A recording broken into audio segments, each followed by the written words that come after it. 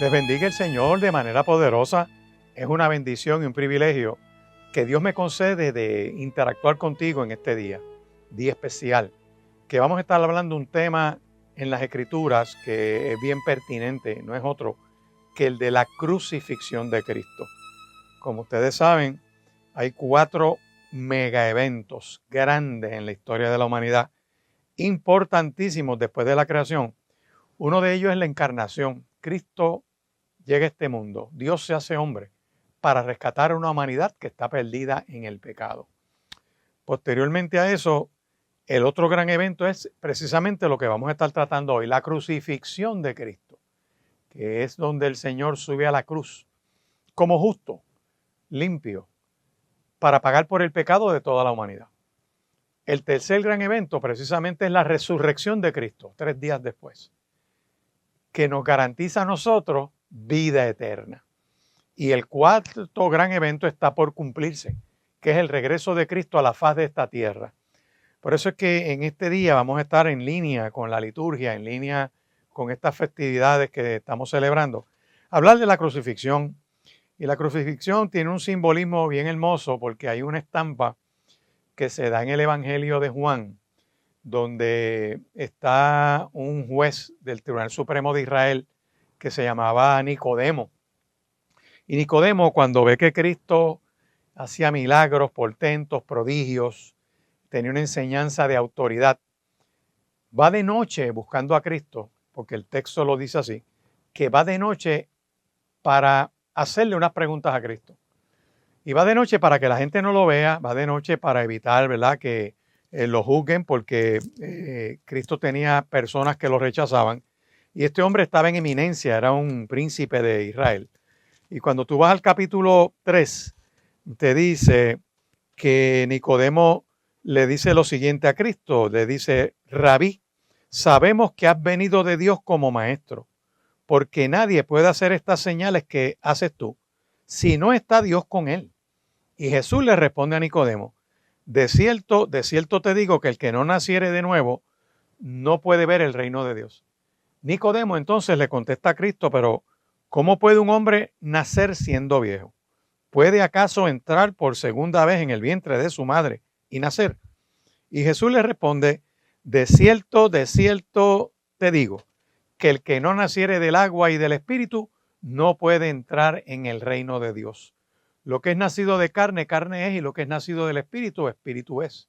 No te maravilles de que te dije, es necesario nacer de nuevo. Y sigue el diálogo entre Nicodemo y Cristo. Pero hay una parte que Cristo le ilustra a Nicodemo, porque Cristo se revela a Nicodemo como el Mesías. Le dice: mira, nadie subió al cielo sino el que descendió del cielo, el Hijo del Hombre que está en el cielo. Y aquí viene el verso 14 de Juan capítulo 3. Y como Moisés levantó la serpiente en el desierto, así es necesario que el Hijo del Hombre sea levantado, para que todo aquel que en él cree no se pierda, mas tenga vida eterna. Le está hablando de un evento a Nicodemo, que como era judío y conocía la tradición judía y conocía la historia, Cristo le dice a Nicodemo: mira, ¿te acuerdas lo que pasó en Números capítulo 21, cuando el pueblo se pone a murmurar y en esa murmuración Dios desata una plaga de serpientes y en esa plaga de serpientes mordían al pueblo y moría mucha gente de Israel? Entonces el pueblo vino a Moisés y le dice: hemos pecado por haber hablado contra Dios y contra ti. Ruega a Dios que quite de nosotros esta serpiente. Y Moisés oró por el pueblo. Y Dios le dijo a Moisés: hazte una serpiente ardiente y ponla sobre un asta, y cualquiera que fuere mordido y mirare a esa serpiente vivirá. Y Moisés hizo una serpiente de bronce, la puso sobre un asta, y cuando alguna serpiente mordía a alguno, miraba a la serpiente de bronce y vivía. Eso es lo que hoy en día se utiliza como el símbolo de la medicina, que es como una cruz en bronce con unas serpientes enredadas, y ese es el símbolo de la medicina, tomado precisamente de ese libro de Números, cuando Dios detiene la plaga de muerte que había por la murmuración. Lo que sucede es que si una persona era mordida por una serpiente venenosa y esa persona alcanzaba a mirar esa cruz en medio del desierto, donde estaba esa serpiente de bronce puesta ahí, el veneno en el cuerpo de la persona que había sido mordido por la serpiente perdía su efecto y la persona tenía vida. Y Cristo toma esa estampa de lo que pasó en Números capítulo 21, versos 4 al 9, para decirle a Nicodemo, de la misma manera que Moisés puso una serpiente en el desierto, de la misma manera que todo aquel que tenía el veneno en el cuerpo y se estaba muriendo, miraba con fe a esa asta de bronce y recibía vida, así todo aquel que crea en mí tendrá vida eterna, porque Cristo iba a ser crucificado y hace una comparación entre la cruz con la serpiente de bronce en el desierto y su crucifixión. Por eso es que yo he dicho en otras ocasiones que el evento de la cruz hay que mirarlo desde el Pentateuco, hay que mirarlo desde el desierto. Es más, hay que mirarlo desde la salida de Egipto. Más aún, hay que mirarlo desde Génesis capítulo 3, cuando Dios le dice al hombre que la simiente traerá vida y esa simiente es Cristo. Así que el ministerio de Cristo causó bastante expectación entre la gente.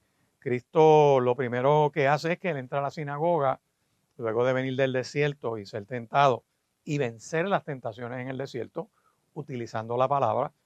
Cristo entra a la sinagoga en el Evangelio de Lucas, capítulo 4, y dice que le dan a leer el libro y busquen el rollo específicamente donde estaba el profeta Isaías. Lo voy a leer aquí, Lucas capítulo 4, cuando dice que vino a Nazaret donde se había criado y en el día de reposo entró en la sinagoga. Conforme a su costumbre se levantó a leer. Se le dio el libro del profeta Isaías y habiendo abierto el libro, halló el lugar donde estaba escrito. O sea, Cristo buscó específicamente lo que nosotros conocemos como Isaías 61. Dice, el Espíritu del Señor está sobre mí, por cuanto me ha ungido Jehová para dar buenas nuevas a los pobres. Me ha enviado a sanar a los quebrantados de corazón, a pregonar libertad a los cautivos y vista a los ciegos, a poner en libertad a los oprimidos, a predicar el año agradable del Señor. Eso es una cita textual del profeta Isaías, capítulo 61, versos 1 y 2. Cuando tú te lees el libro del profeta Isaías, sigue diciendo otras cosas que Cristo no lee, porque Cristo vino en su encarnación a buscar y salvar lo que se había perdido. Vino a hacer eso mismo que dicen los versos 1 y 2. Sanar al quebrantado de corazón, a dar buenas nuevas a los pobres, vista a los ciegos y libertar a los oprimidos. Porque lo próximo que se lee es el día de venganza del Dios nuestro. Y eso va a ocurrir en el regreso de Cristo a la faz de esta tierra. Pero en lo que llegue ese regreso hay una época de gracia, de misericordia, de perdón de Dios. Como dice el apóstol Pedro, que es que el Señor no retarda su venida. No es que se está tardando en llegar, es que quiere que la gente se arrepienta y alcancen la salvación, que es por medio de Él. Por eso es que ha aguantado su regreso en gloria, dando oportunidad para que tú y yo entremos en comunión con Él. Cuando Él se levanta y lee eso en la sinagoga, dice, enrollando el libro, lo dio al ministro y se sentó. Y todo el mundo en la sinagoga lo estaba mirando. Y Cristo dice las siguientes palabras.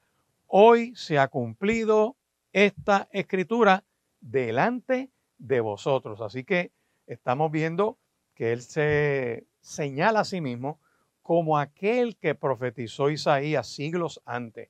Por eso es que Cristo es distinto a cualquier fundador de religiones. Los que se han dedicado a fundar religiones por ahí murieron, no salvaron a nadie y son muy desconocidos.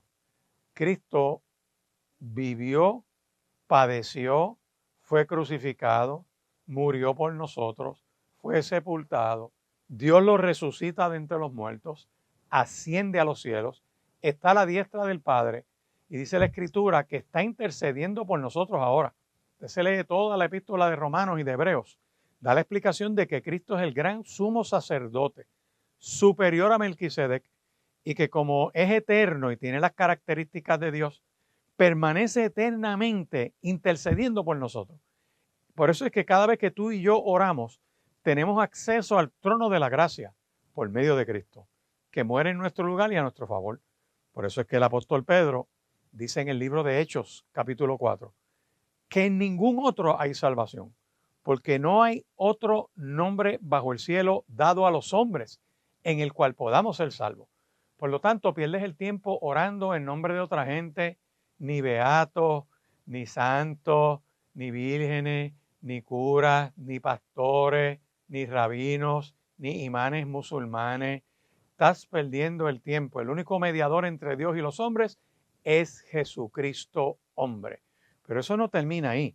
El mismo Cristo dijo, su primer sermón lo registra el Evangelio de Marcos capítulo 1 y verso 15, cuando él dice, el tiempo se ha cumplido y el reino de Dios se ha acercado. Arrepentíos y creed en el Evangelio. Esa palabra poderosa que está para nosotros en medio de un tiempo como este, nos está dando lumbre de que ya el tiempo se ha cumplido, de que no puedes dejar que siga pasando el tiempo, no puedes dejar que las cosas sigan pasando, sino que tienes que tomar una decisión ahora mismo, decirle, Señor Jesús, yo tengo que decirte que voy a confesarte mis pecados, que reconozco que soy un pecador, que necesito el perdón, que te suplico que limpies mi culpa y mi pecado. Recibo tu perdón y te pido, oh Dios, que escribas mi nombre en el libro de la vida. Eso es un acto de fe y cuando yo miro esta palabra que veo que Cristo se identifica como el Mesías, que su primer sermón es cambien de estilo de vida, hagan las cosas como dice la palabra, obedézcanme a mí que soy el Dios verdadero, porque es que el reino se ha acercado. Ya esto es cuestión de un momento a otro. Marcos capítulo 1, verso 15 dice así, el tiempo se ha cumplido. Cuando Cristo se encarna, se cumple todo ese Antiguo Testamento en cuanto al señalamiento del Mesías que habría de venir. Es lo que se conoce como las profecías que se han cumplido. Cuando yo sigo mirando esta palabra poderosa, me doy cuenta que de las profecías que se han cumplido, mira, se cumple que sería de la simiente de la mujer, que sería descendiente de Abraham. Precisamente es la sangre que limpia de todo pecado. Es la sangre que es una herramienta espiritual, que con ese derramamiento de sangre se paga la demanda de la ley, la demanda de Dios por el pecado del hombre. El salario del pecado es el sacrificio de Cristo en la cruz del Calvario. No hay otra manera de salir del pecado. Por eso es que Cristo muere en nuestro lugar y a nuestro favor, para que tú y yo no tengamos que subir a la cruz, para que tú y yo no tengamos que morir. Y cuando yo miro esta palabra del Señor que me dice, mira, este ministerio de Cristo causa expectación en la gente, porque primero va a la sinagoga, lee el profeta Isaías y dice, ese soy yo. Número 2, su sermón es que cambien de estilo de vida porque el reino de los cielos se ha acercado. Para entrar al reino de los cielos tiene que haber un cambio de vida, aceptar a Cristo como Señor y Salvador. Y lo tercero que yo veo es que la muerte de Cristo fue predicha, no es una casualidad, no es algo que ocurrió por accidente, no. Es que en Lucas capítulo 9, Evangelio según Lucas capítulo 9, verso 23, el mismo Cristo dijo, es necesario que el Hijo del Hombre padezca muchas cosas y que sea desechado por los ancianos, por los principales sacerdotes y por los escribas, y que sea muerto y resucite al tercer día. Cristo, cuando está en su ministerio, sabía lo que le esperaba y eso no lo distrajo y se lo dijo a los discípulos y lo enmarcó como una realidad del cumplimiento de las profecías que habían ocurrido antes. Una de esas profecías está en el profeta Isaías, cuando el profeta Isaías describe a Cristo como el siervo sufriente. En el capítulo 53 dice, cuando haya puesto su vida en expiación por el pecado, verá linaje, vivirá por largos días y la voluntad de Dios será en su mano prosperada. O sea, la muerte de Cristo fue ya predicha siglos antes por el mismo profeta Isaías. Y te voy a buscar Isaías 53 porque hace una descripción de lo que es ese siervo sufriente que dice, ciertamente Él llevó nuestras enfermedades. Cristo sufrió nuestros dolores. Nosotros le tuvimos por azotado, por herido de Dios y abatido. Mas Él herido fue por nuestras rebeliones, molido por nuestros pecados. El castigo de nuestra paz fue sobre Él, y por su llaga fuimos nosotros curados. Todos nos descarriamos como ovejas, cada cual se apartó por su camino, mas Dios cargó en Él el pecado de todos nosotros. Angustiado Él y afligido, no abrió su boca. Como cordero fue llevado al matadero, y como oveja delante de tus trasquiladores, enmudeció y no abrió su boca. Por cárcel y por juicio fue quitado. Y su generación, ¿quién la cortará? Porque fue cortado de la tierra de los vivientes y por la rebelión de mi pueblo fue herido. Y se dispuso con los impíos su sepultura, mas con los ricos fue en su muerte, aunque nunca hizo maldad, ni hubo engaño en su boca. Con todo eso, Dios quiso quebrantarlo, sujetándole a padecimiento. Cuando haya puesto su vida en expiación por el pecado, verá linaje, vivirá por largos días y la voluntad de Dios será en su mano prosperada. Todo eso es lo que se conoce como la descripción del siervo sufriente. La experiencia de Cristo como crucificado se narra en los 4 evangelios. Por eso es que el expediente judicial de Cristo son los evangelios. Tú lo buscas ahí y lo vas a ver bien claro. Cuando tú entras al libro de Mateo, estamos hablando del Mesías crucificado. Eso está en el capítulo 26 de Mateo, que tiene una descripción de muchos detalles de esa crucifixión. En el Evangelio según Marcos se habla del siervo sufriente. Y en el capítulo 14, versos del 1 al 15, y después hasta el verso 47, hay unas caracterizaciones de ese siervo sufriente. Cuando voy al Evangelio de Lucas, es el Salvador compasivo que tiene misericordia de la humanidad y redime a una humanidad que estaba perdida en el pecado. Cuando voy al Evangelio de Juan, es el dador de la vida. Jesús dijo, yo soy el camino, la verdad y la vida. Nadie viene al Padre si no es por mí. Ese Evangelio de Juan es una revelación total de en el principio era el verbo era con Dios y el verbo era Dios. Categóricamente te dice a ti que Cristo es Dios. Y lo repito, por eso en Mateo es el Mesías crucificado, en Marcos es el siervo sufriente, en Lucas es el Salvador compasivo y en el Evangelio de Juan es el único dador de vida, para que todo aquel que en él cree no se pierda, mas tenga vida eterna. Cuando yo miro, por ejemplo, el libro de Éxodo, en el capítulo 12, versos 21 al 23, cada familia del pueblo de Dios tenía que inmolar un cordero para la Pascua y mojar un manojo de hisopo en la sangre del cordero para untar en el dintel y en los postes de las puertas de las casas. Y nadie podía salir de esa casa hasta por la mañana. Adentro había un acto de comunión comiendo ese cordero, pero con la sangre del cordero identificaban las casas. Porque Dios iba a pasar hiriendo a los egipcios. Y cuando ese ángel de la muerte pasaba por encima de esas casas y veía la sangre en el dintel y en los postes de las puertas, el ángel pasaba esa puerta y no podía entrar a matar a nadie allí, porque esa casa estaba identificada con la sangre del cordero. Y después que pasa todo eso, que Faraón tiene que dejar salir el pueblo de Egipto,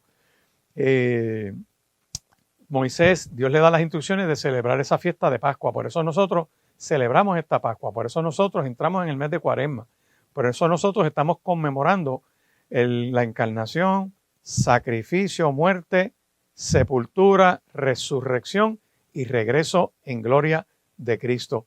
Por eso es que nosotros estamos en este festejo y festejamos porque Cristo pagó por nuestro pecado en la cruz del Calvario.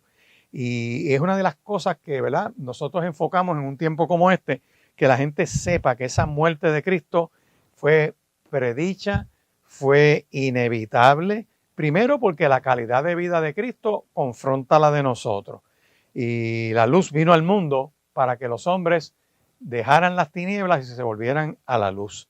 2, confronta las estructuras de poder social, político y religioso, que eso lo vamos a ver más adelante con un poquito más de detalle. Y confronta a los poderes judiciales de una justicia corrompida, perversa, del nosotros, nosotras y nosotras y todo ese tipo de cosas que tú ves en este tiempo. Lo ves por medio de Herodes, lo ves por medio de Pilato, lo ves por el Sanedrín, que acordaron darle muerte a Cristo antes de que fuera juzgado.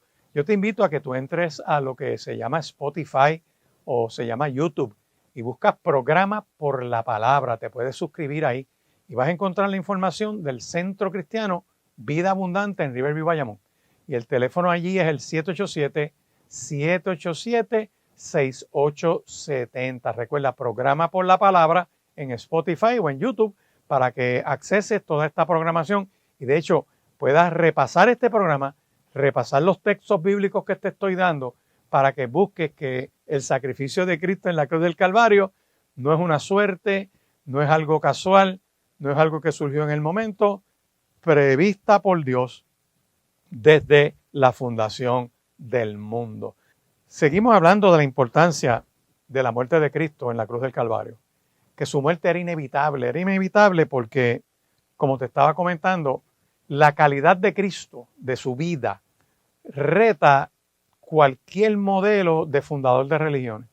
De hecho, tú puedes hacer el experimento en tu casa, hablando con gente, con familia, en algún lugar, en alguna tertulia, y puedes empezar a hablar de gobernadores de Puerto Rico, de presidentes de Estados Unidos, de líderes de otras naciones, y todo el mundo tiene algo que decir, de algún líder deportivo, de alguna figura olímpica, y la gente pues se siente cómoda y hacen comparaciones, quién es mejor que el otro. Pero si en esa tertulia tú empiezas a hablar de Cristo, se tiende a hacer un silencio. Número 2, mucha gente se va a inhibir de hablar porque uno, no han leído las Escrituras y no saben nada de Cristo y saben muy poco y lo que saben es quizás por las redes o comentarios que han escuchado o algún tipo de experiencia religiosa que hayan tenido en su vida. Pero el contenido, la solidez de la palabra que apunta a Cristo como el Salvador del mundo, pues la desconocen.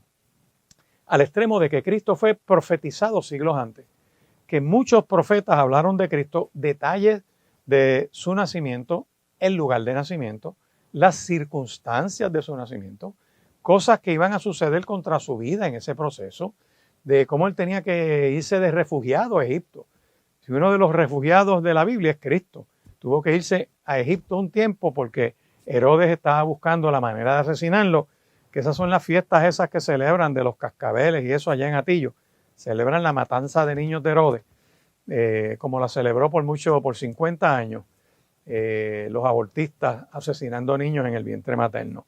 Pero cuando tú vas a los señalamientos de los profetas, mira, por ejemplo, el detalle de que nacería de la simiente de una mujer que está en Génesis, se cumple en Cristo, que sería descendiente de Abraham, de Isaac y de Jacob, que descendería de la tribu de Judá, su lugar de nacimiento en Belén de Judea, lo dijo el profeta Miqueas, el tiempo de su nacimiento, el detalle de que nacería de una virgen, el detalle de la matanza de niños por decreto de Herodes de 2 años hacia abajo, cuando los magos de Oriente aparecieron allí buscando al niño para adorarle, cuando tuvo que irse a Egipto, escapar, su ministerio en Galilea, su oficio profético, que sería sacerdote superior al orden de Melquisedec. Y Melquisedec es un sacerdote que aparece en el libro de Génesis, que nadie sabe de dónde salió, ni para dónde se fue, sino que era sacerdote en Salem. Y cuando viene Abraham de una batalla con el botín, toma diezmos de ese botín y se los da a Melquisedec. O sea, reconoce a Melquisedec como rey de Salem y sumo sacerdote al cual se le daban diezmos. El prototipo de sacerdote de Melquisedec es que no sabían el origen y que tenía ese oficio de sacerdote y de rey. Cristo es superior a Melquisedec porque Cristo viene de los cielos. Vamos a empezar por ahí. Es Dios mismo. No solamente eso, Melquisedec murió y no se supo más nada de él. Cristo muere y resucita y asciende a los cielos y está a la diestra del Padre. No hay otra ascensión, solamente Cristo. No hay corredentores, eso es un disparate del paganismo. Es un solo Dios y un solo mediador entre Dios y el hombre, Jesucristo hombre. Y Cristo, además de ser rey y de ser sacerdote, es profeta. los tres oficios: profeta, rey y sacerdote, redentor del mundo. Todo eso se cumple en la persona de Cristo, al extremo que cuando Cristo está siendo juzgado, el gran sumo sacerdote, Caifás, le dice: te conjuro por el Dios viviente que nos digas si tú eres el Mesías que estamos esperando. Y Cristo le dice: tú lo has dicho. Eso está en Mateo capítulo 26, por ahí búsquelo. Le dice: y desde ahora le digo que verán al Hijo del Hombre viniendo en las nubes del cielo. Esa figura del Hijo del Hombre que regresa en las nubes del cielo es tomada de Daniel capítulo 7, que tuvo una visión de ese Hijo del Hombre, de ese Mesías al lado del Dios Todopoderoso en el trono de Dios. Y Daniel lo ve en una visión y lo documenta. Eso está en Daniel capítulo 7 hasta el capítulo 10, le hace todos esos capítulos proféticos. Y Cristo dice: ese que vio Daniel soy yo. O sea, se revela como el Hijo del Hombre que vio Daniel. Se le reveló en la cara a ese Sanedrín que él era el Mesías. Por lo tanto, como la vida de él pone en riesgo la de nosotros, y nadie le gusta hablar de Cristo porque tienen que reconocer sus errores, pues vemos que confronta toda estructura de poder con su testimonio. Por eso es que vemos que Cristo confrontó el poder social, el abuso que tenían con los oprimidos, el ministerio de Cristo con las mujeres, libertó a las mujeres, la samaritana, a pesar de su vida y de sus problemas y de sus dolores y de sus crisis, Cristo la levanta como nada más y nada menos que como la primera evangelista que conoció la ciudad de Samaria. Busque el Evangelio de Juan capítulo 4 y usted ve esa narración ahí. Confronta el poder político, porque les dijo: al César lo que es del César y a Dios lo que es de Dios. No hay una mezcla de la iglesia y el Estado. Claro que hay una separación de la iglesia y el Estado, porque son dos reinos distintos. Por eso es que cuando el juez Pilatos está juzgando a Cristo y le dice: luego tú eres un rey. Y Cristo le dice: lo que pasa es que mi reino no es de este mundo. El reino de Dios es eterno. Estos reinos de la tierra son pasajeros. Los gobernantes pasan. La gente se olvida de ellos. Y búsquenlo en la historia de Puerto Rico. Gobernantes van, gobernantes vienen, presidentes van, presidentes vienen en otras naciones, reyes van, reyes vienen.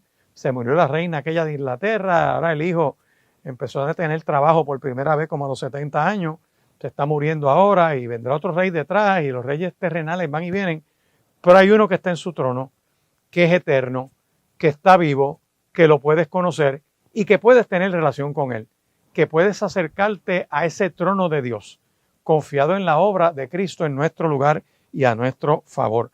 Pero la obra de Cristo no solamente confronta los poderes sociales y los poderes políticos, sino que confronta los poderes religiosos.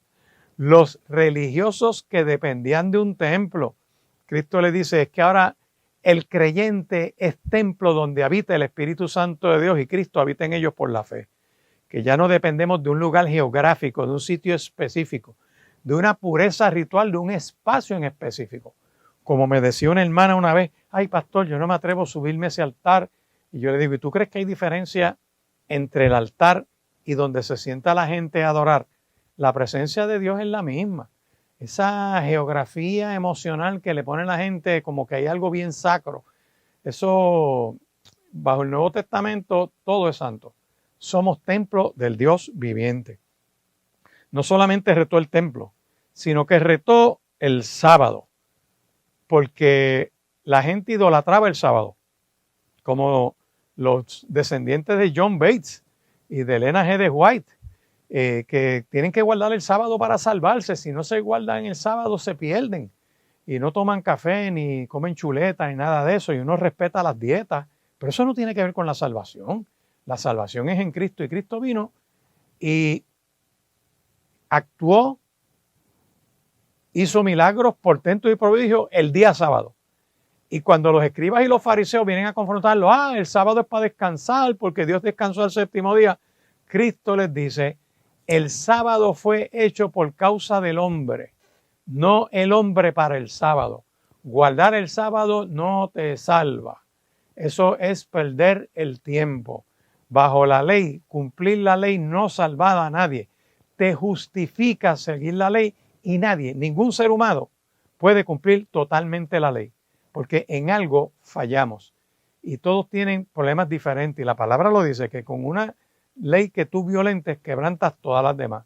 Por eso es que el apóstol Pablo dice en Gálatas y en Romanos y en el libro de Hebreos, el que escribió la epístola de Hebreos, que la ley es como un bastón, es como una muleta en la cual yo me apoyo para llegar hasta donde Cristo, porque la ley me confronta con que no me puedo salvar y que de la única manera que me puedo salvar es aceptando a Cristo como Señor y Salvador. Y Cristo les confronta no solamente las estructuras sociales, no solamente las estructuras políticas, sino que le confronta el templo, le confronta el sábado, le confronta la ley y le confronta la relación con Dios, porque dice, vosotros pues oraréis así, Padre, y le revela a Dios como Padre.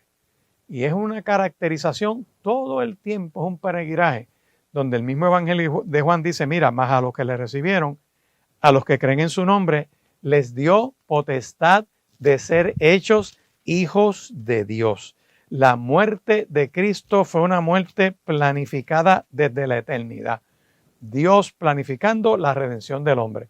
Por eso es que hay unos detalles que además del oficio profético que sería rechazado por los judíos, por eso es que los judíos lo rechazaban, porque ellos prefieren tratar de guardar la ley, prefieren tratar de guardar el sábado, prefieren tratar de idolatrar un templo y con eso creen que están bien. Pero Cristo los confrontó. Imagínate que cuando en entrada triunfal, lo próximo que él hace es que él entra al templo y le vuelca las mesas y le saca de allí los cambistas y le dice, mi casa será llamada casa de oración y ustedes la han convertido en cueva de ladrones. Así que su rechazo a manos de los judíos estuvo profetizado. Su entrada triunfal montado sobre un pollino, conforme a Zacarías capítulo 9 y verso 9, estuvo profetizada. Que sería traicionado por un amigo, está en las escrituras profetizado. Que sería vendido por 30 piezas de plata, eso también está profetizado. Que ese templo, el traidor, perdón, que ese precio por la traición, el traidor lo iba a devolver a los sacerdotes y que los sacerdotes cogerían ese dinero que como fue precio de sangre, no podían ponerlo en el tesoro otra vez. ¿Y qué hicieron ellos? Tomar esa ofrenda para ponerlo para los gastos de los sacerdotes y del pueblo, pero no podía ser para la ofrenda. Ese dinero se habría devuelto al tesoro para comprar un terreno. Y lo que llaman el campo de sangre, Aceldama, así dicen los evangelios. Que sería acusado por testigo falso. Los detalles del proceso judicial están en los salmos. Que sería odiado sin causa, porque el mismo que aplaudieron en la entrada triunfal, bendito el que viene en el nombre del Señor, en pocos días en esa semana, es criticado, atacado, juzgado, y la gente decían, los mismos que gritaban, bendito el que viene en el nombre del Señor, gritaban, crucifícalo.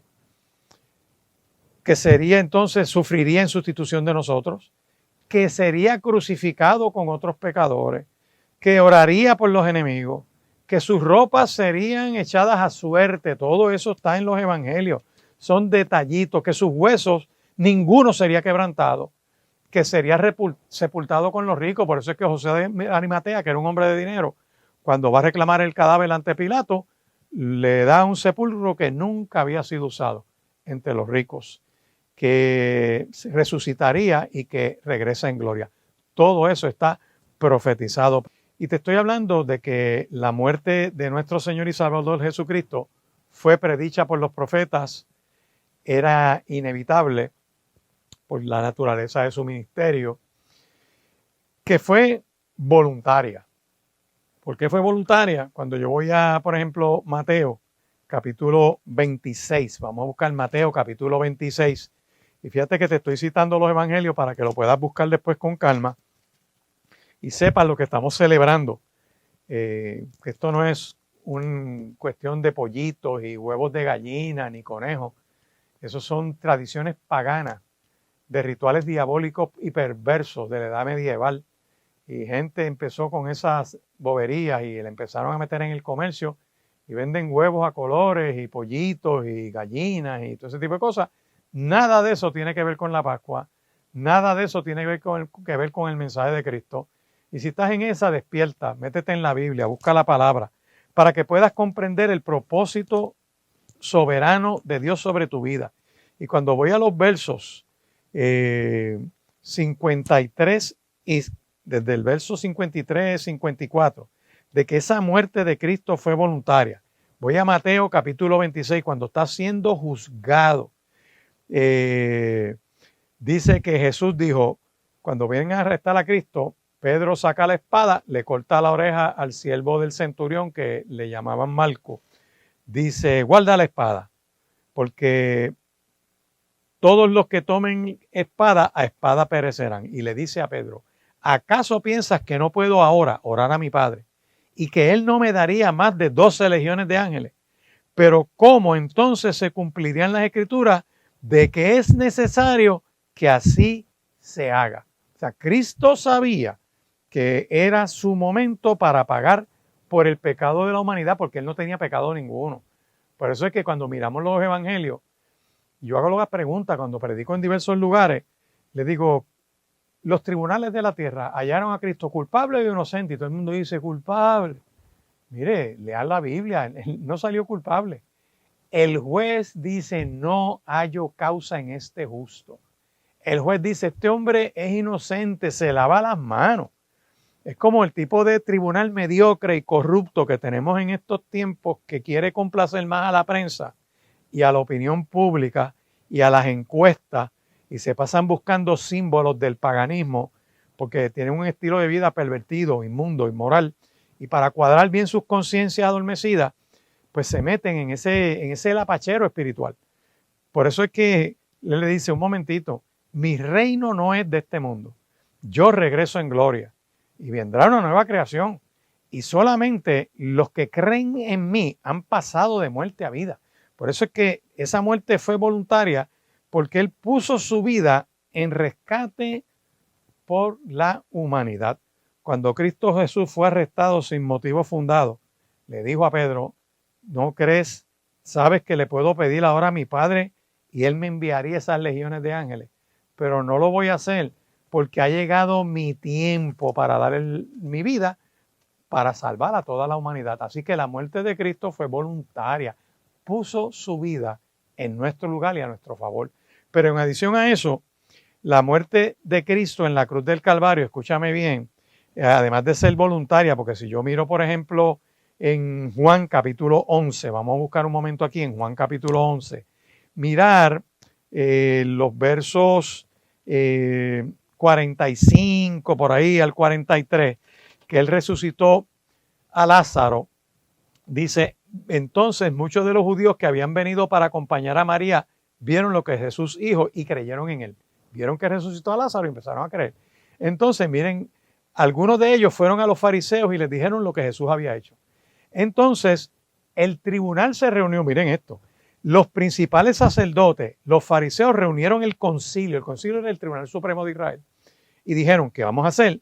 Porque este hombre hace muchas señales.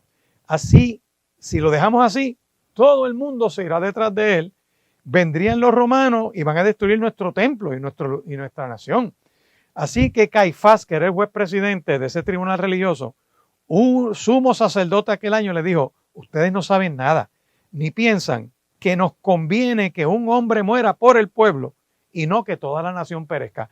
Eso que él está diciendo se convirtió, sin él saberlo, en una voz profética, porque Cristo iba a morir para pagar el pecado de toda la nación. Y no que toda la nación tiene que morir si Cristo se queda vivo. Mira qué cosa interesante.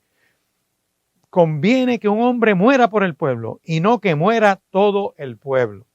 Eso no lo dijo por sí mismo, sino como era el sumo sacerdote aquel año, profetizó que Jesús habría de morir por la nación. Otro detallito que ocurre con el sacrificio de Cristo en la cruz del Calvario.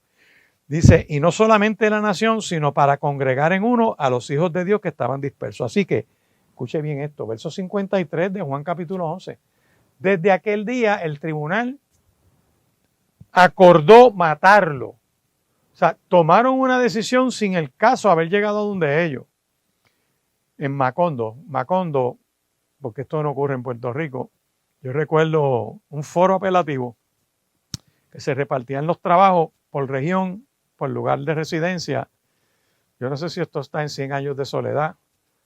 En Puerto Rico no ocurre. Pero ciertos alcaldes de ciertos sitios van a tener un caso en ese tribunal y se supone que cayera en la jurisdicción territorial de donde iba el caso. Pues los que dirigían ese tribunal en un acto de corrupción, no sabemos si fue por extorsión o soborno, paraliza y dice, ustedes tienen mucho trabajo, no reciban más trabajo, para que ese caso pasara a otro lugar donde esa persona lo escoge para que vaya y se lo resuelvan ese alcalde. Y así pareció ser. Eso ocurrió en Macondo. 200 años de soledad se llama la novela. Pues algo así, tú lo ves aquí, que un tribunal se reúne antes, el caso no ha llegado y ya tienen una decisión. Eso lo que pone en el relieve es la fragilidad de la justicia humana. Pone al relieve lo corrompido de los tribunales, de los sistemas jurídicos del mundo, que dependiendo cuál sea el nombre del borracho que atropella a alguien en un puente en la Laguna San José, es el resultado del caso. Es como decía alguien en la fila del banco, es que el resultado de un caso en algunos lugares depende de los actores que estén metidos y no depende de los hechos de que ocurran ni de la ley. Esa es la fragilidad de la justicia humana. Aquí la vemos. Eso no es nuevo. En el juicio de Cristo sucedió. Por eso es que la muerte de Cristo fue voluntaria. Pero en adición a eso fue vicaria. ¿Qué es vicaria? Que es en representación de Romanos capítulo 5 y verso 8. El apóstol Pablo da esa explicación. Dice, mira, mas Dios muestra su amor para con nosotros, en que siendo aún pecadores, Cristo murió por nosotros. Por eso es que en Juan capítulo 3 y verso 16, el mismo Cristo lo dice, porque de tal manera me dio al mundo, que ha dado a su Hijo unigénito, para que todo aquel que en Él cree no se pierda, mas tenga vida eterna. Tú puedes tener vida eterna en Cristo, aceptándolo como tu Señor y tu Salvador. En ningún otro hay salvación. Mira lo que dice Isaías capítulo 53, versos 5 al 7. Dice que su muerte fue en nuestro lugar y a nuestro favor. Cristo fue herido por nuestras rebeliones, molido por nuestros pecados. El castigo de nuestra paz fue sobre él, y por su llaga fuimos nosotros curados. Nosotros fuimos quienes nos extraviamos como ovejas. Nosotros que abandonamos las sendas de Dios para hacer lo que nos da la gana. Pero Dios echó sobre Cristo la culpa de la humanidad y los pecados de cada uno de nosotros. Por eso es que cuando Cristo está en el Calvario, en un momento dado dice que se oscurecieron los cielos, fue como un manto de Dios para no mirar para allá, porque toda la maldad de la humanidad caía sobre Cristo en la cruz del Calvario.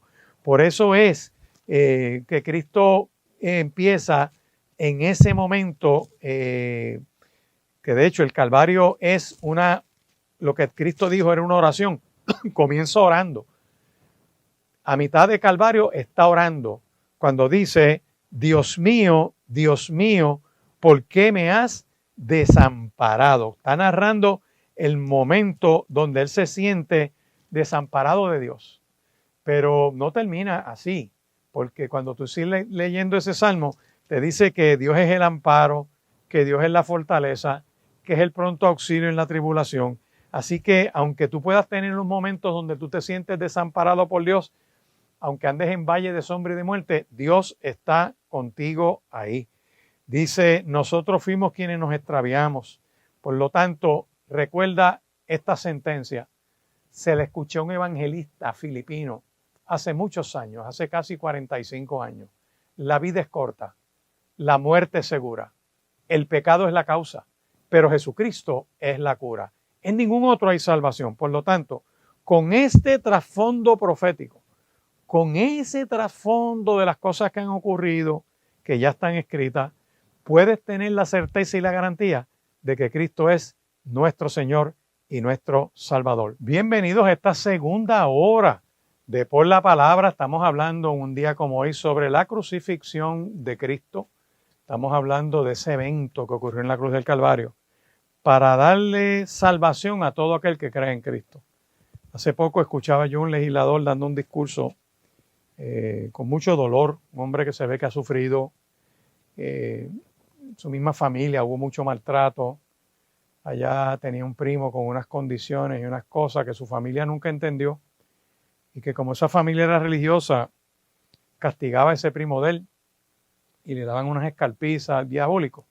Gente que no entiende lo que es el evangelio, gente que es lamentable que crean que pueden cambiar la gente con golpes y con maltrato y con abuso, con bullying, ese tipo de cosas.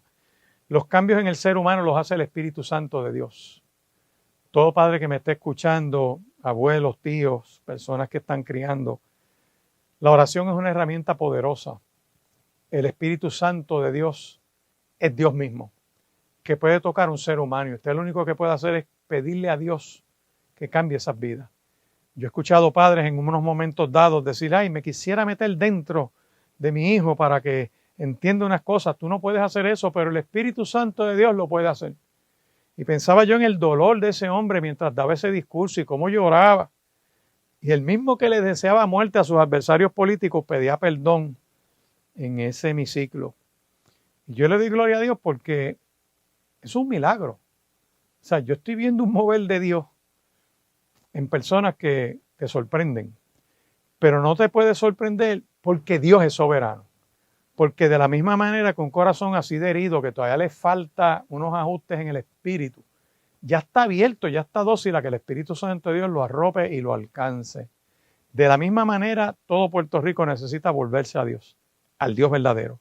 Por eso es que con el trasfondo profético de lo que es Cristo, de las señales que se han cumplido, las que se están cumpliendo y las que están por cumplirse, tú puedes hacer un contraste entre Cristo y fundadores de religiones, callejones sin salida que no te llevan a ningún sitio y solo Cristo es el camino, la verdad y la vida, y nadie viene al Padre si no es por Él.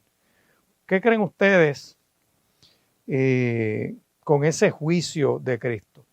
Jesús fue hallado inocente. Cuando yo hago la pregunta, ¿inocente o culpable? Mucha gente como que no entiende ese propósito profético. Yo quiero ir contigo a Lucas capítulo 23, voy a dar lectura, para de una vez y por todas, aquellos que escuchen este programa, puedan tener una referencia, una base histórica para entender por qué Cristo en su juicio fue encontrado inocente, que no es culpable como muchas personas creen. De hecho, su vida fue perfecta, hizo milagros, hizo portentos, hizo prodigios, y cuando van al juicio, que no hay prueba, trataron de buscar unos testigos para fabricarle un caso, y dice el texto, y ni aún así se ponían de acuerdo. Pero ven conmigo al Evangelio de Lucas, capítulo 23. Voy a leer los versos desde el 13 hasta el 25, que dice así. Entonces Pilato, convocando a los principales sacerdotes, a los gobernantes y al pueblo, les dijo, me han presentado a este hombre como uno que perturba al pueblo. Pero habiéndole interrogado yo delante de ustedes, no he hallado en este hombre delito alguno del que lo acusan. Entonces en el verso 15 dice, ni aun Herodes, que es un juez, pero sin misericordia, porque lo remití a él, y aquí Herodes nada digno de muerte encontró en este hombre. Entonces dice el juez Pilato, así que lo voy a soltar.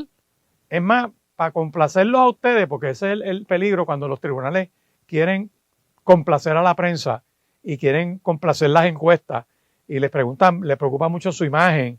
Y cuando yo hice esa crítica hace años en tribunales, que los tribunales tienen que resolver los casos por la prueba que hay, por lo que dice la ley, y no le debe importar al juez lo que hay en las gradas, ni lo que piense la prensa, ni las críticas de la rama. Todo eso es basura, eso es estiércol, eso es una cosa increíble.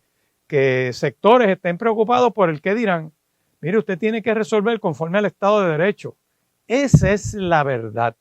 Y cuando de momento hay unas reglamentaciones internas, que hay que mandar algunos casos a una oficina de prensa, que cuando yo entré a la rama judicial era una secretaria con una persona allí. Hoy en día eso era una oficina como con 8 personas allí, porque hay que lavarle la cara a la rama, hay que estar haciendo un media tour y hacer unos comunicados sobre unas opiniones, y cada vez que alguien resuelve algo, hacer una editorialización. Es una barbaridad que la gente lea lo que está escrito y que lleguen a sus propias conclusiones, y el que no entienda, que se matricule en una escuela de derecho, pero ese drift, ese ambiente de considerar la imagen de una rama para poder actuar y darle servicio a una gente, eso es tóxico, eso es perverso, eso es desvirtuar la justicia.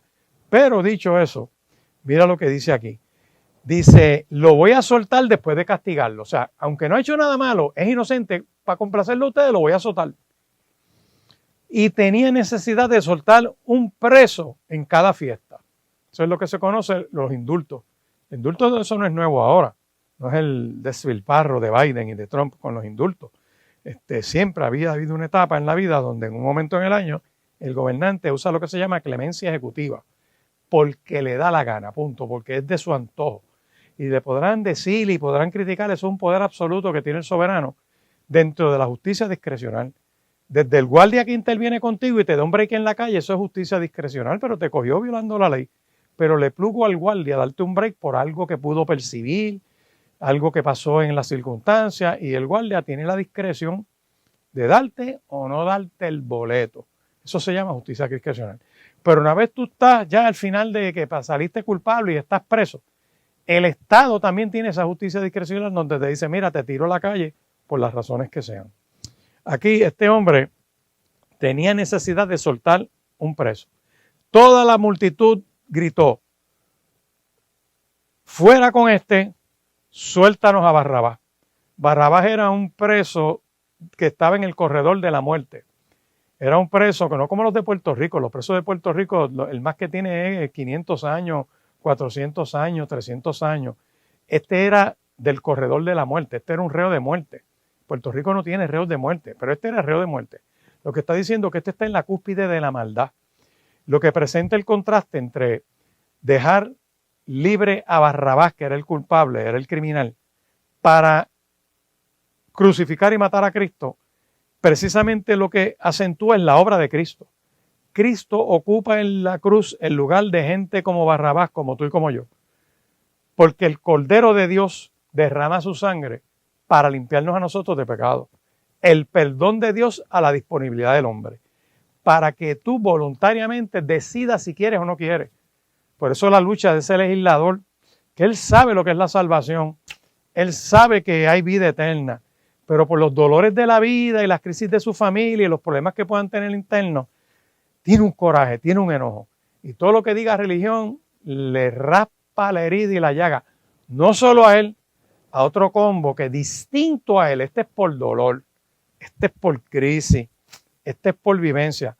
Otros es que están en la poca vergüenza, que están en la maldad, que están en el trasteo de niños, que están en la destrucción del ser humano, que tú no puedes entender cómo un ministro del evangelio favorezca una clínica de aborto. Es que eso es inaudito. Es una cosa increíble, ¿verdad? Pero puede ocurrir, claro. Puede ocurrir porque no es un ministro del evangelio. O sea, puede ser un profesional de la religión, pero ministro del evangelio, difícilmente, porque no va en línea con lo que es el evangelio. Y cuando yo miro ese texto que me dice, mira, Barrabás había sido echado en la cárcel por sedición en la ciudad y por homicidio. Pilato le dice otra vez, queriendo soltar a Jesús, porque esto es un juez sin babilla, es un juez sin estamina, es un juez sin independencia judicial. Sabe que tiene que soltar a Cristo, pero por complacer a la gente, queriéndolo soltar, pero no se atreve porque lo van a criticar, porque lo van a trasladar para otro sitio, porque lo van a penalizar en su rama judicial, por las razones que sean.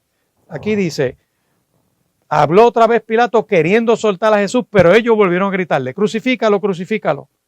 Él les dijo por tercera vez, pues qué mal ha hecho este, ningún delito digno de muerte ha hecho.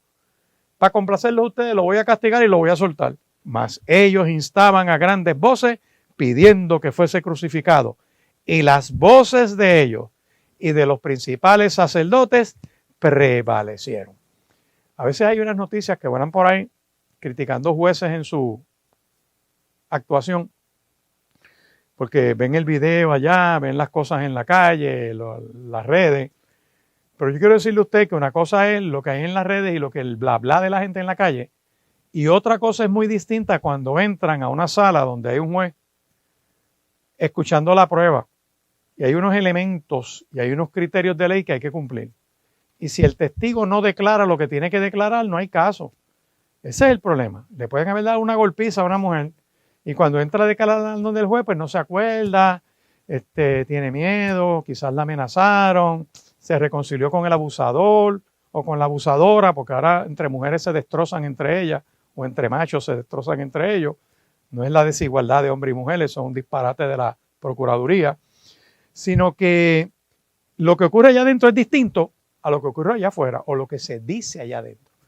Y es más fácil la gente juzgar y criticar sin saber lo que está sucediendo. Aquí tenemos un ejemplo claro. Todo el mundo sabía que Cristo era inocente, pero la multitud pidieron que lo crucificaran. Los mismos que lo aplaudieron, entrando, bendito el que viene en el nombre del Señor, hosana, eran los mismos que estaban gritando aquí, crucifícalo, crucifícalo. Pilato sentenció que se hiciesen lo que ellos pidieron. Soltó a Barrabás y pidió entonces que Cristo fuera entregado a la voluntad de ellos. Repito, Cristo fue hallado inocente para que tú y yo podamos tener vida eterna. De hecho, yo quiero que tú sepas que Jesús fue hallado inocente porque le fabricaron un caso, porque no había un pliego acusatorio contra él. Cambiaban la acusación sobre la marcha en todo tiempo. Cuando tú miras entonces que no había una prueba en su contra, sino que todo lo que había era básicamente prueba exculpatoria. Cuando tú ves, por ejemplo, a Mateo, te doy estos detalles para aquellos que me han escrito y me envían una nota. Cuando voy a Mateo capítulo 27, por ejemplo, el verso 4, el mismo Judas que lo traicionó va donde los jueces y les dice, miren, yo he pecado entregando sangre inocente. Y el tribunal le dice, ¿qué nos importa a nosotros? Allá tú con tu conciencia. ¡Wow! Esto acentúa la barbaridad de ese proceso. Cuando voy, por ejemplo, al verso 19 de ese capítulo 27, y estando él sentado en el tribunal, o sea, el juez está sentado, su mujer le manda a decir, no tengas nada que ver con ese justo, porque hoy he padecido mucho en sueños a causa de él. Hasta la mujer del juez perdió el sueño. Pero eso no termina ahí. El verso 23 dice que el gobernador le dice a la gente, ¿qué mal ha hecho? Y ellos gritaban todavía más aún, crucifícalo, crucifícalo. Cuando voy, por ejemplo, al capítulo 27, verso 24, dice, viendo Pilato que nada adelantaba, sino que hacían más alboroto, tomó agua, se lava las manos delante del pueblo, diciendo, inocente soy yo de la sangre de este justo, allá vosotros. Ahí tú tienes un juez mediocre, un juez corrupto, que tiene una función que hacer.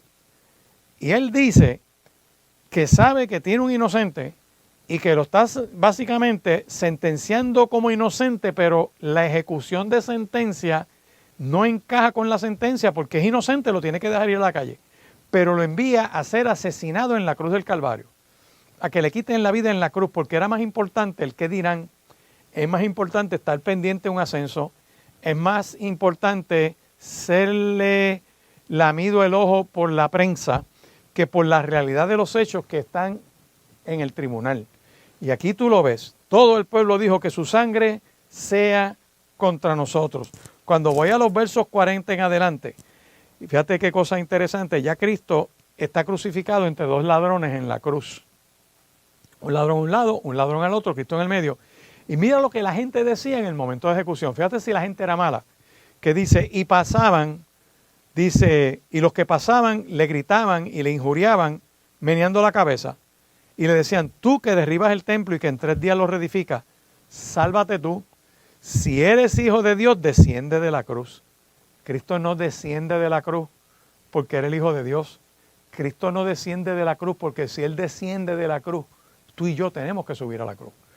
Dice, de esta manera también los principales sacerdotes les escarnecían con los escribas, con los fariseos y le decían, a otros salvó, a sí mismo no se puede salvar. Si es el Rey de Israel, que descienda de la cruz y vamos a creer en Él. No importa lo que Cristo hiciera, no iban a creer en Él. Confió en Dios que lo libere, porque ha dicho, soy hijo de Dios.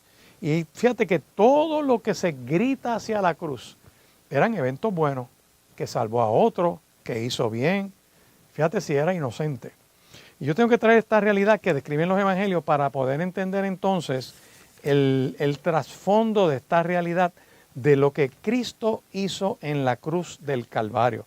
Por eso es que este evento, como me dice que Dios me libera, que Dios me perdona, que Dios se acuerda de mí, que Dios me asigna familia, que Dios me entiende, que Dios tiene recursos para mi necesidad, que Dios cumple su propósito en mí, que estará conmigo eternamente.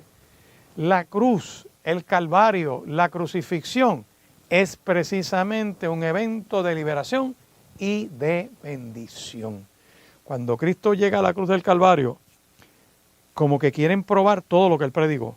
Le fabrican un caso, es una injusticia, lo traiciona a un amigo, gente que comía con Él de su plato, es vendido. El caso, le violaron todos sus derechos. Él no hizo una conferencia de prensa, no apeló el caso, no fue a la prensa, no hizo un media tour.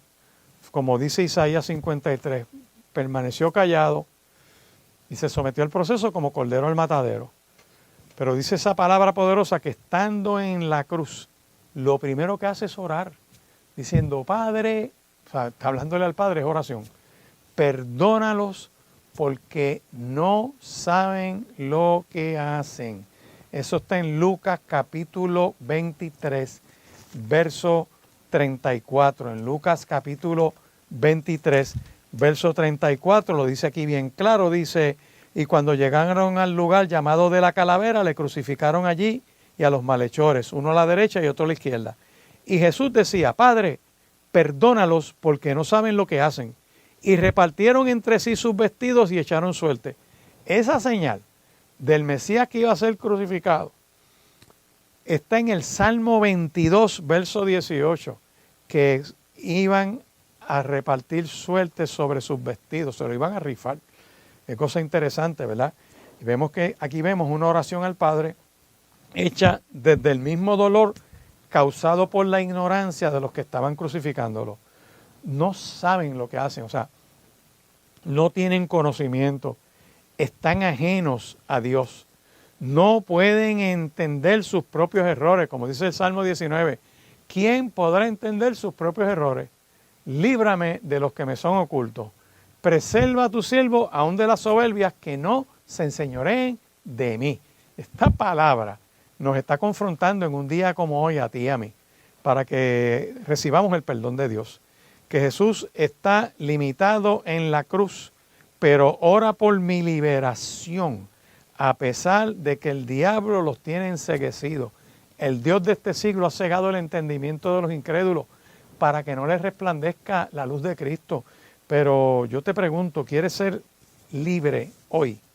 ¿Quieres ser libertado? Recibir el perdón de Dios. Jesús decía, y Jesús decía, Padre, perdónanos. Esto es una repetición constante. Durante un proceso de burla y de mofa, Jesús persiste en esa postura de que tú y yo seremos libertados. Recibe la liberación en este día.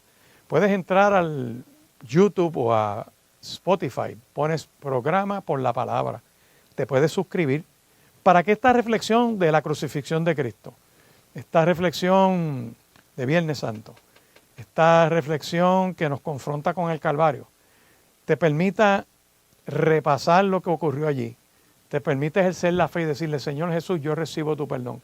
Tú que persistías en decir, Padre, perdona a los que no saben lo que hacen, he hecho muchas cosas que no sé, no tengo justificación.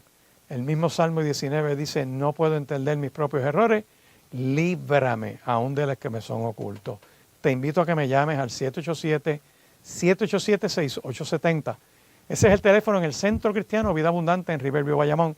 O entras a Spotify o a YouTube en Programa por la Palabra para que repases esta reflexión. Bendición mirar estas palabras de Cristo desde la cruz del Calvario, que decía constantemente, Padre, perdónalos porque no saben lo que hacen. El ser humano desconectado de Dios está perdido. De hecho, el Salmo 19, verso 12 dice que ¿quién puede entender sus errores? Que no hay justificación para el error. Ese es uno de los problemas de la psicología, que es descriptiva, describe, pero no resuelve, ubica, enfoca para que la gente identifique unas cosas. Pero el cambio en la voluntad del ser humano se da por una decisión propia iluminada por la obra de Cristo en uno. El Espíritu Santo de Dios es el que produce en nosotros el querer como el hacer por su soberana voluntad. Y cuando yo miro esa segunda expresión que dice, están al lado dos ladrones al lado de Cristo. Ellos comienzan mofándose de Cristo, riéndose de él y haciéndole bullying, como decimos. Y uno de los ladrones le dice, oye, si tú eres el Cristo, bájate tú de ahí, bájanos a nosotros. Ese es el que, aunque lo estén matando, no va a cambiar. Ese es el que puede ir preso y cuando salga vuelve al pillaje y vuelve a la maldad y vuelve a hacer las cosas mal. Pero está el otro que escuchando esa reflexión, él dice, wow, este nada ha hecho, que le dice, oye, tú no respetas. Este nada ha hecho. Nosotros pagamos por lo que hemos hecho. Eso está en Lucas, capítulo 23, por ahí, para el verso 43. Cuando él le dice, de cierto estarás conmigo hoy conmigo en el paraíso. Esa palabra de perdón sacudió al otro que estaba en la cruz. Y él dice, a este que le fabrican un caso, este que nada malo ha hecho, que tiene toda esa maldad contra él, yo que lo hice mal, yo reconozco que él es inocente y confiesa la inocencia de Cristo. Le dice al otro, este nada ha hecho, tú y yo estamos pagando por lo que hicimos. Y reconoce lo que tiene que hacer otro pecador, aceptar a Cristo como Señor y Salvador. Ahí tú tienes lo que se llama la médula de la rehabilitación. Un preso que decide no cambiar aunque lo estén matando, es el que va preso y en su maldad quiere que su mamá le traiga droga y que sus hijos le traigan droga y que le traigan un celular y viven esa maldad. Y ellos se hunden en la vida y hunden con ellos a los que los rodean. No quieren cambiar. Sin embargo, tienes al otro que su vida fue un desastre porque el otro le dice, acuérdate de mí cuando vengas en tu reino. Y yo le pregunto, esa contestación de Cristo, de cierto te digo que hoy estarás conmigo en el paraíso, ¿cómo le conceden eso a un pillo? Porque un ladrón que reflexiona sobre esa palabra de perdón, que sabía de la boca, que salía de la boca de uno que decía que le habían fabricado un caso, que tenía una sentencia de inocente, que no maldecía a pesar de la injusticia, que solamente profería palabras de bendición. Cuando le tocó vivir lo que predicó, lo vivió. Vivió en la cruz todo lo que habló de perdón, lo de que favorecer a los enemigos, orar por los enemigos, no maldigan a que los persiguen. En la cruz le tocó vivir eso y lo vivió, lo encarnó. Y aquel que está al lado de él, que su vida fue un desastre, que dice, yo he sido un desastre, mi familia fue un desastre, no solamente disfuncional, yo elegí ser disfuncional, a pesar de toda mi vida de maldad, dice el texto, que le hizo caso a Cristo, como tú y yo podemos hacerlo.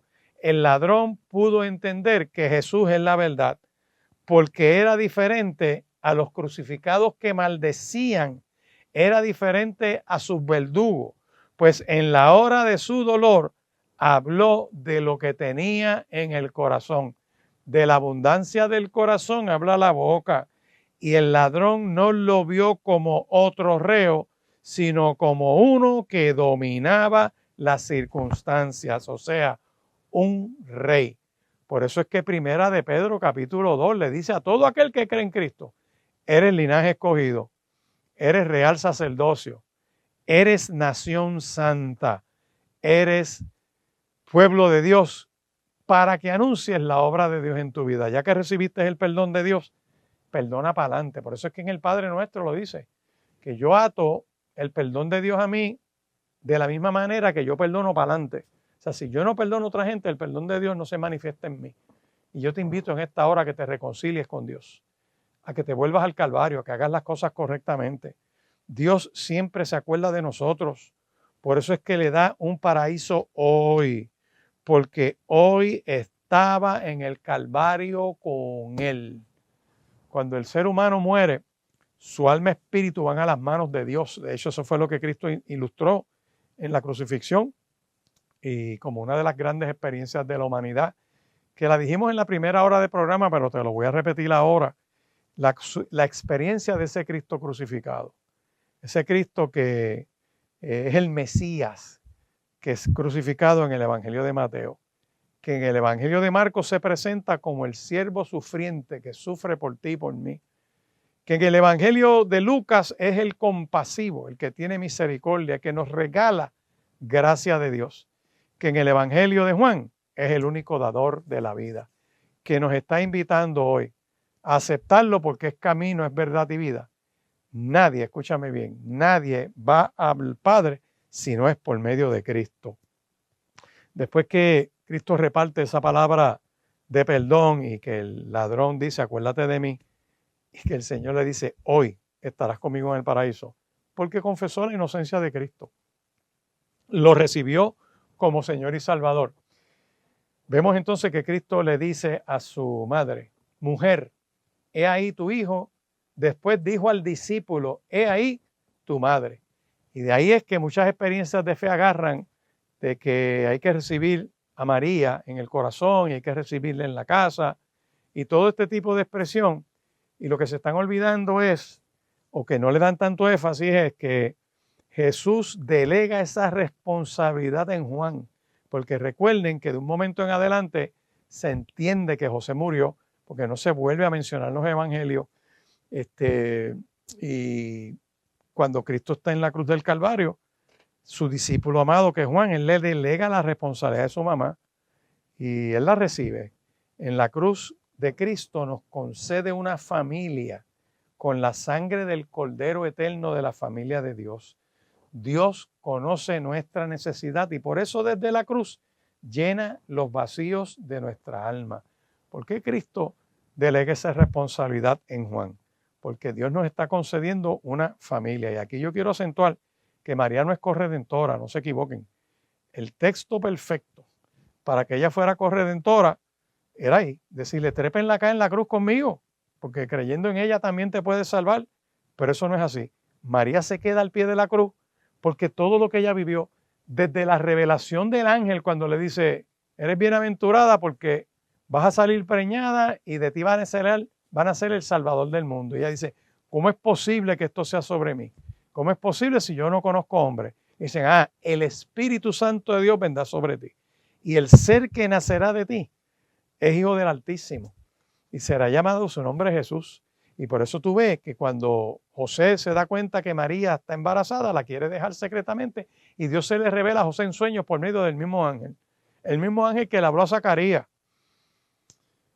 diciéndole, no temas en recibir a tu mujer porque lo que hay en ella no es de otro hombre, es del Espíritu Santo de Dios. Todas esas cosas que vivió María cuando está después que se tiene que huir a Egipto con José, porque llegan los magos de Oriente 2 años después a la casa a adorar al niño. Y Herodes dice, pues vayan y búsquenlo y me dejan saber dónde está para yo irlo a adorar. Eso está en Mateo capítulo 2.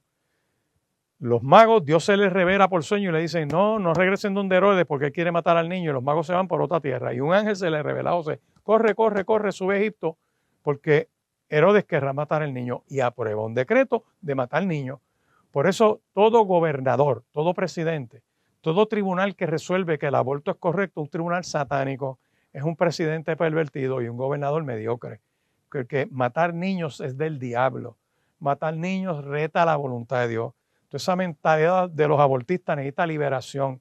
Necesitan un corazón nuevo, pedirle a Dios que les dé un corazón nuevo.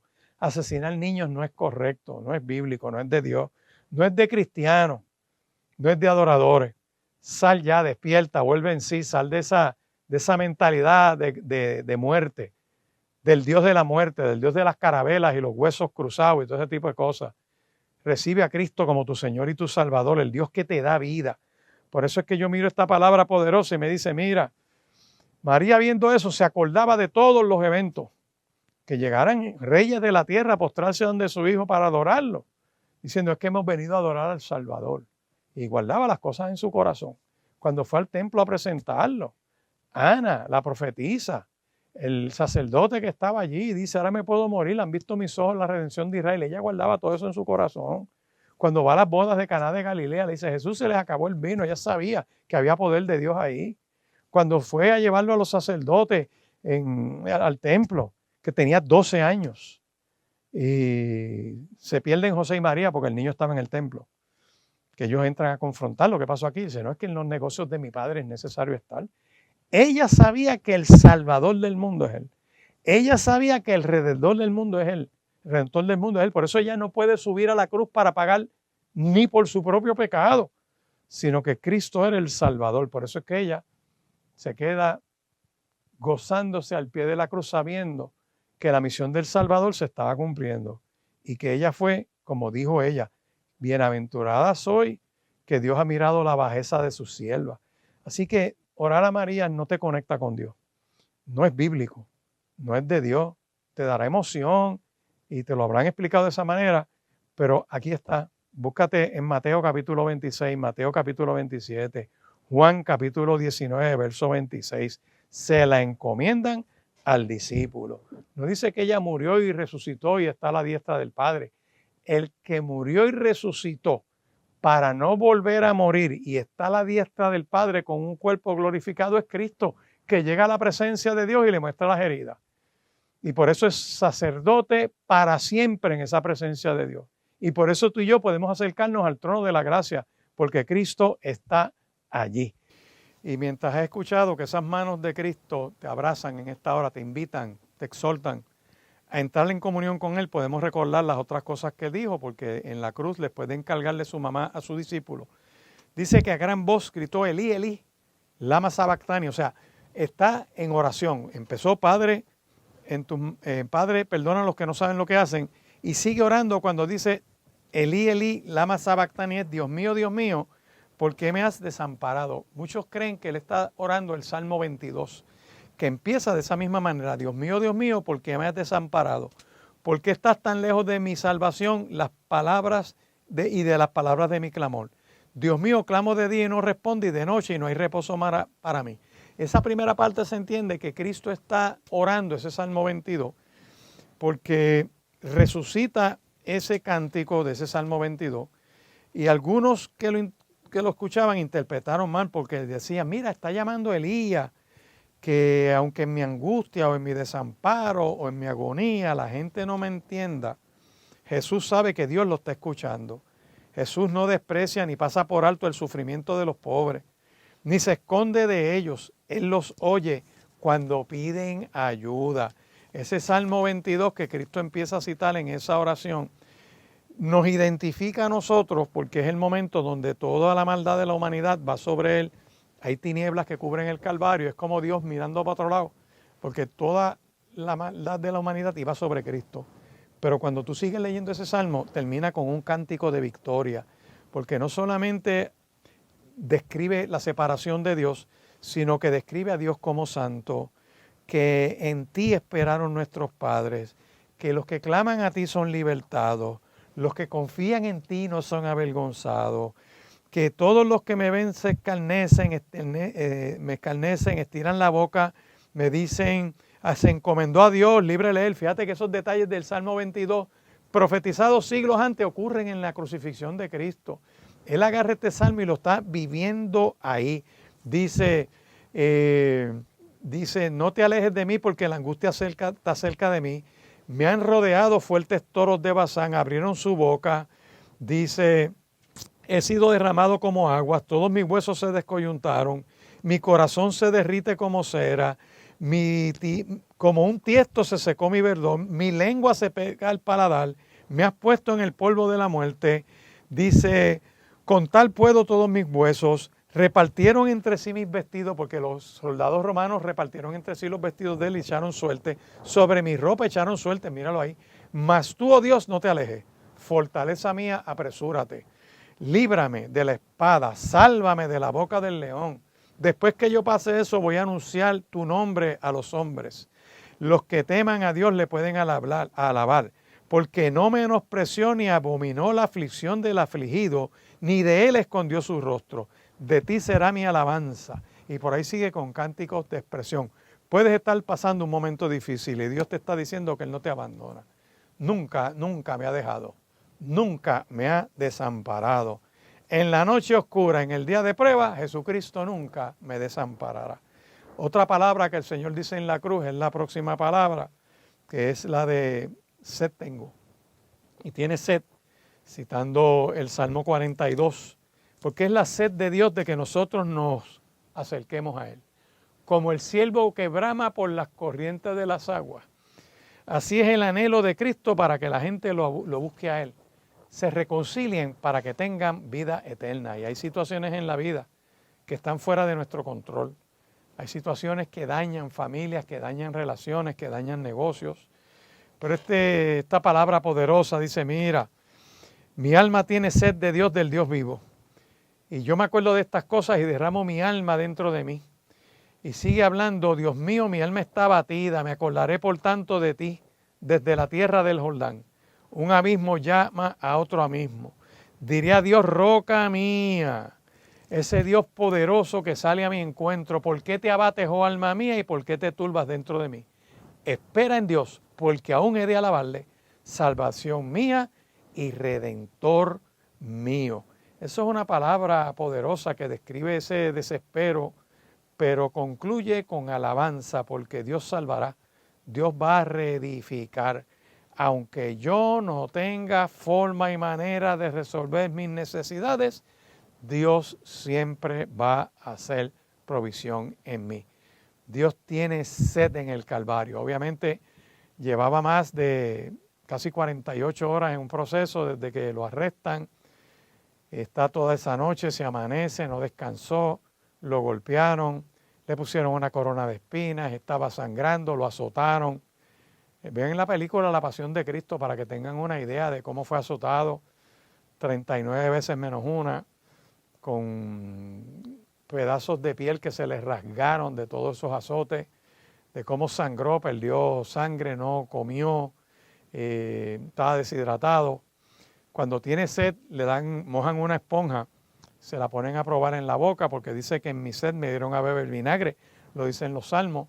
Son detalles de la crucifixión que se cumplen en Cristo, no en otra crucifixión, en la de Cristo. Si tú tienes duda de que Cristo es el Mesías, ahí tienes data real, profetizada, ocurrida, escrita en los evangelios sobre el cumplimiento de esas profecías. Lo que falta ahora es que tú digas, mira, yo necesito mitigar la sed de Cristo. En vez de correr con una esponja, lo que voy a hacer es entregarle mi vida, decirle, Dios, quiero reconciliarme contigo. Voy a poner mi casa en orden, voy a poner mi vida en orden. Qué bueno es cuando a uno lo perdonan después de haber metido la pata. Qué bueno es cuando uno recibe el perdón y la misericordia de aquellos a los cuales uno ha ofendido. Me gozaba yo de ver al legislador el otro día pidiendo perdón en el hemiciclo. Es que me dio tanto gozo. Porque es encarnar lo que dice la Biblia. Y ver cómo lo dijo, y lo dijo para mí con sentido, lo dijo con convicción, como rindiéndose delante de Dios frente a todo el mundo allí. La gente como que no se dio cuenta de lo que estaba pasando. Yo vi un milagro allí de misericordia de Dios sobre él. Y reclamo que la gloria de Dios venga sobre él, no solamente sobre él, sobre todos los que están allí. Que la misericordia de Dios los haga volver en sí.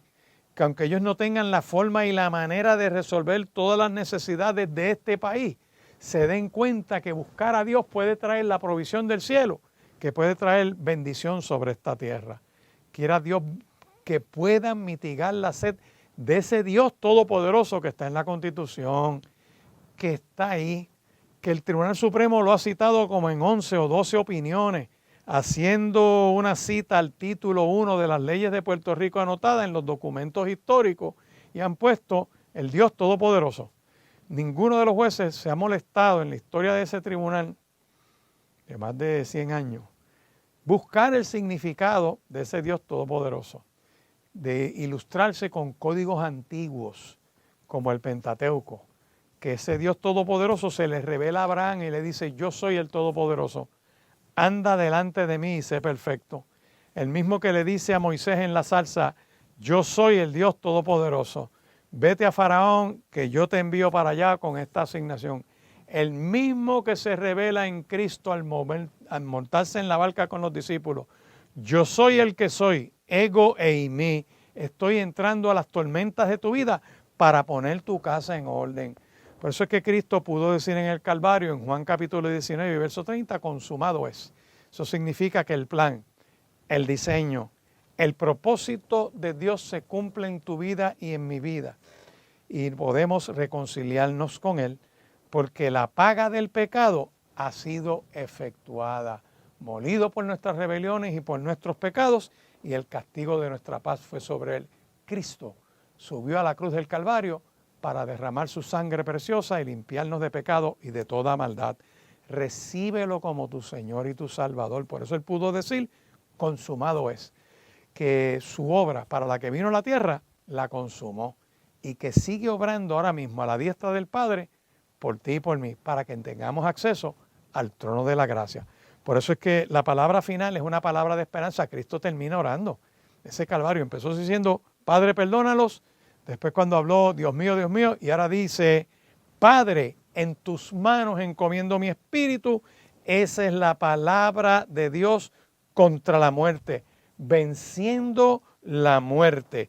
Padre es el sumo sacerdote, porque es nuestro sumo sacerdote, el Cristo que nos conecta con Dios.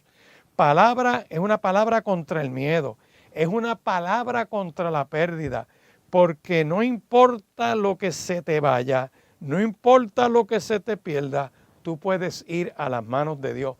Por eso todo aquel que acepta a Cristo como Señor y Salvador tiene vida eterna.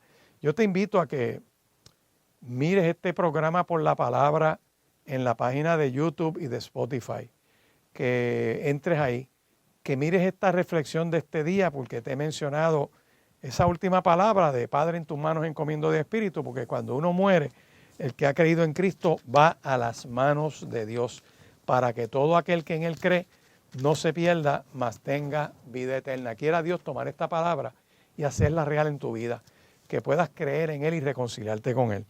Aprovechar este tiempo de salvación. Recuerda que te puedes comunicar conmigo mirando este programa, programa por la palabra en Spotify, en YouTube, que el teléfono en el Centro Cristiano Vida Abundante es el 787-6870 con el prefijo 787. Que estoy ubicado en el Centro Cristiano Vida Abundante en Riverview, Bayamón. Que estamos en la esquinita del Cementerio Nacional, carretera 168, esquina calle 1, frente al Cementerio Portacueli, que un viernes como hoy es un viernes precioso donde podemos recibirte en el culto de las 10 de la mañana, que los domingos tenemos una experiencia de 9 a 10 y 30 y una segunda experiencia de adoración de 11 y 20 a 1 de la tarde, que para mí sería un gozo y un honor poder saludarte personalmente para escuchar tu testimonio, podamos orar por ti, conocerte, tener ese privilegio de compartir contigo y que podamos juntos adorar al Señor. Así que Dios bendiga esta tierra, Dios bendiga Puerto Rico, Dios bendiga el Caribe, Dios bendiga las naciones del mundo y que la paz de Dios, que sobrepasa todo entendimiento, guarde tu mente y tu corazón en Cristo Jesús. Dios te bendiga. Gracias por acompañarnos a Por la Palabra. Si el tema de hoy ha tocado tu corazón, escríbenos al correo porlapalabraccva@gmail.com. Y recuerda que la palabra de Dios es lámpara a nuestros pies y lumbrera